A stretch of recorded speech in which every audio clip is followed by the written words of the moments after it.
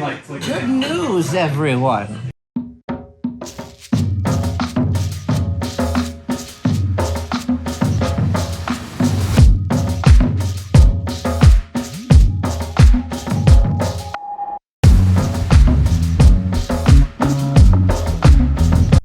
Jello. So working on race car today.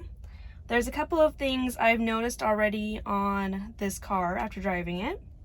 First of all, it still has cruise control, which does turn on and everything.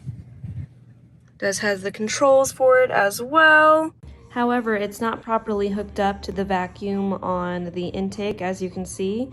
It still is hooked up to inside under the dash, but everything else isn't hooked up, so it doesn't work yet. Driver's handle does not work, which I knew when I bought it, but quite annoying when it's cold outside and you don't want to roll the window down.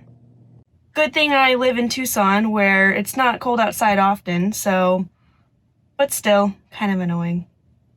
This is the strap for the driver's side door, and it broke off once. He taped it and it broke off again. So we're gonna try and find a more permanent solution, or just tape it back and see if it holds better. And that's the passenger side, which is what it's supposed to look like. So we're gonna try and peel the vinyl off because of that big paint mark that's completely peeled off. I found out that the black was paint rollered on rather than actually, even from a rattle can or normally painted. So we're gonna try and peel the vinyl off and see if it'll peel off that black, and that way I can just easily chip that away and maybe have a better color underneath. I'm also doing the front brakes because the previous owner did have the front HP Pluses as well. They just squeak quite a bit, so they're not as comfortable to drive with because they make quite a bit of noise. I'm going to take the OEM ones that he put off and put the HP Pluses on and just deal with the squeakiness because I'm hoping to go to an event soon. So, yeah, but front brakes, and then we'll fix the rest of the issues. I can't even reach this far. Band-aid that, like, you're worried it's going to pull your hair. All right. Nope. Did absolutely nothing. No? No. Zero. All right, well. We enjoyed you. It's not the good one. We don't have like a hacksaw. Hey, I think he did something. Yeah, it's all. Yeah. Yeah, I totally ripped the Montego Blue off the bare metal. Just use this. You ripped the Montego Blue off the bare metal. This car's Whoa.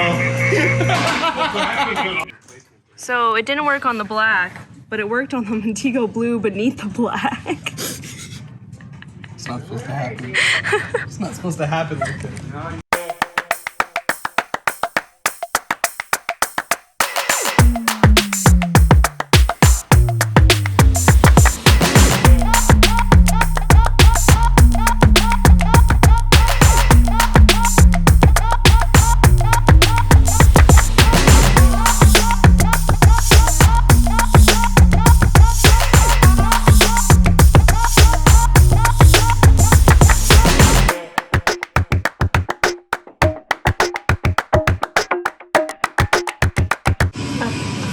So typically we do not recommend to just pad slap onto an old rotor, even one that is machined, because it can just mess up the rotor of the pad, the connection between the two. If you're using an old rotor but a new pad, if the rotor's warped or if it has grooves on it, it can mess up the pad. If the rotor's got any issues with it, it can mess up with the connection between the two, the mating of the two. So it's just better to get new rotors and new pads. Better. But these pads have been switched out a bunch already. I already know that it makes a noise. That's the biggest thing you're gonna notice if you pad slap, is it's gonna be a lot of noise. And that's what most people can't deal with, so always recommend to get new rotors and pads. Anyways, I'm gonna have to deal with a lot of noise because they're the better brakes. They match the rear brakes, and again, I have that race coming up soon.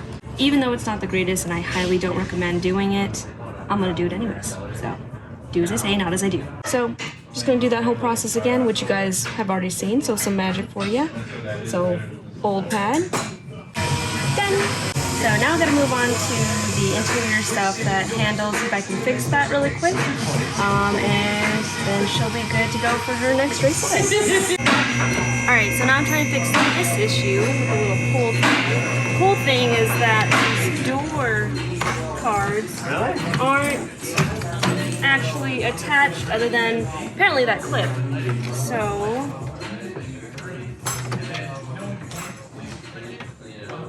and then this little handle that's got a screw on it.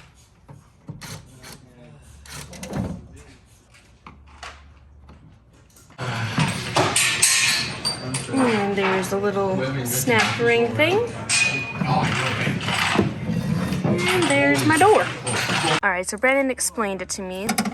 This hole was on this rod, and then it was through here, and it was used so much that it kept coming off. So I don't really know if there's a better way we could do this. What do you think? The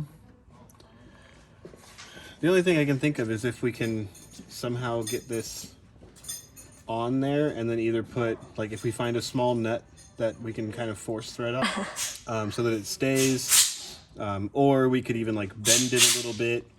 Something we could do to get that to work again. And then this end just goes through the back from here. Yeah, it goes through there. Probably have to unbolt it to get it to behind there. Probably. I don't think you can slide it. Well, how did he had it before? Because he didn't move this part. I'm sure it's pulled out. It's easier to pull it out than shove it through. I'm sure. Oh, okay. All right, so maybe I say the whole thing in a nut or a stopper, or maybe a clamp or something. Yeah.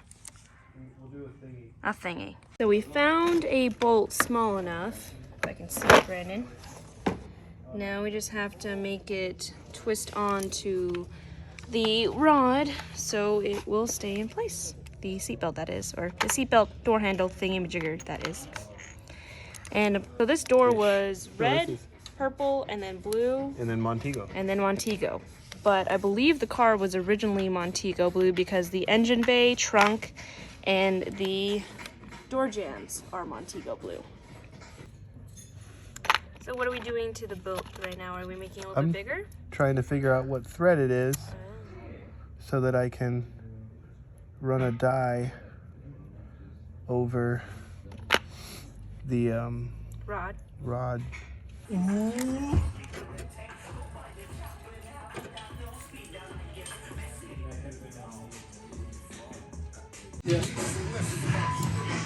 Pretty sure I've done, what, 2 months worth of car painting?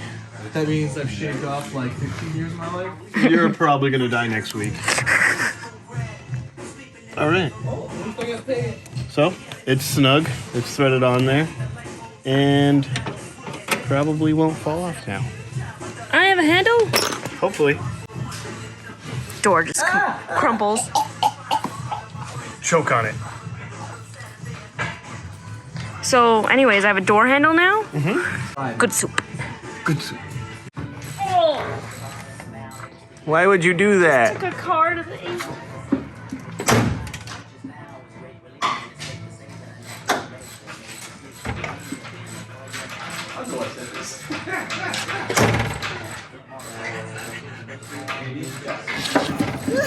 Stop! It's not easy. I could see why it got broken. Look at how much tension it's not an easy system. Something fell out of the door. But it's better than driving with my window open. 1! Ooh, I don't know why I went backfire with that.